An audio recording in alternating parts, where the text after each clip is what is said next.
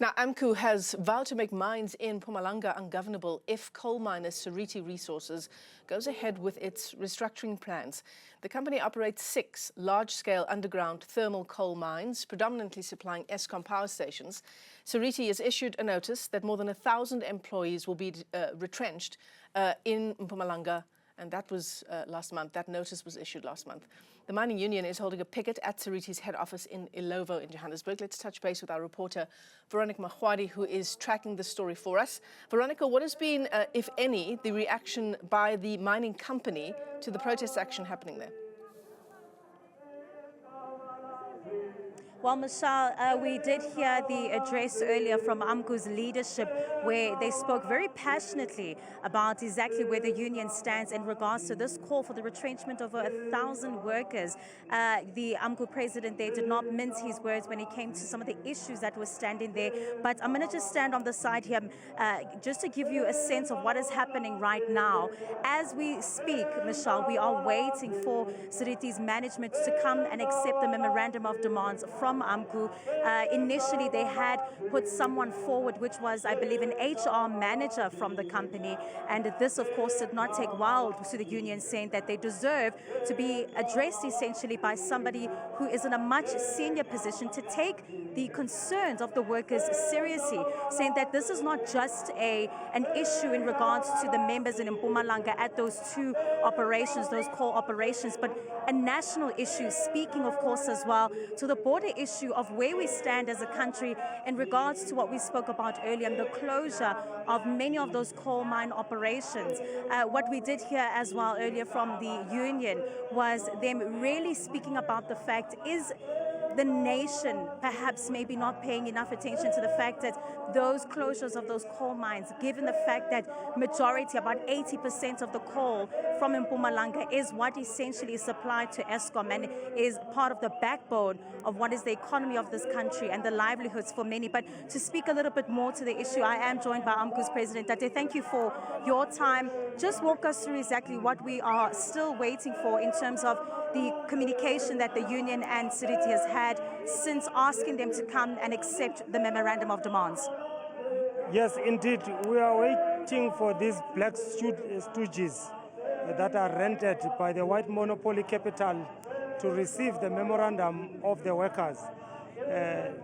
The miners are to be retrenched, are facing retrenchment, which will be about 1,400 family members that will be retrenched, which equates to about 11,400 if we include our families, as we know that one member of a worker support more than 10 family members.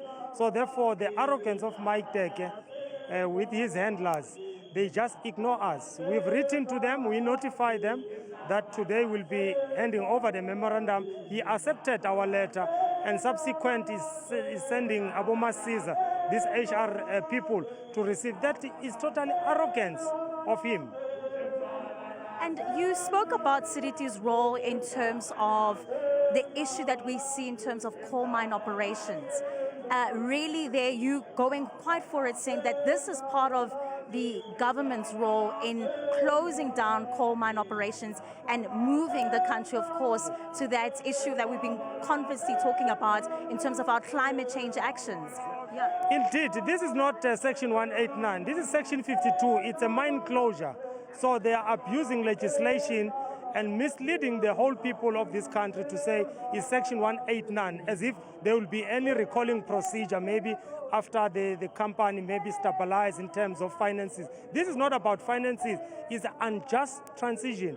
It's another green colonization by the West, by a World Economic Forum, to have one agenda for the whole people of the planet Earth. So Mike Deke, we know, is a proxy of certain politicians.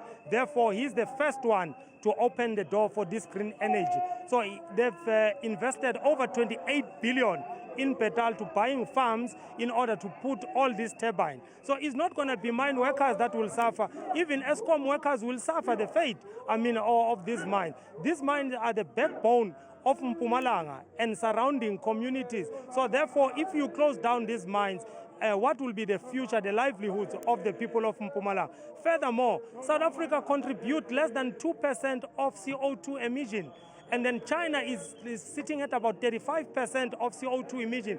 US is sitting at about 13.5%. But those people are not closing down. India is not closing down. Russia is not closing down. You with your lousy 1.2, what effect would you make in the world in terms of addressing climate change?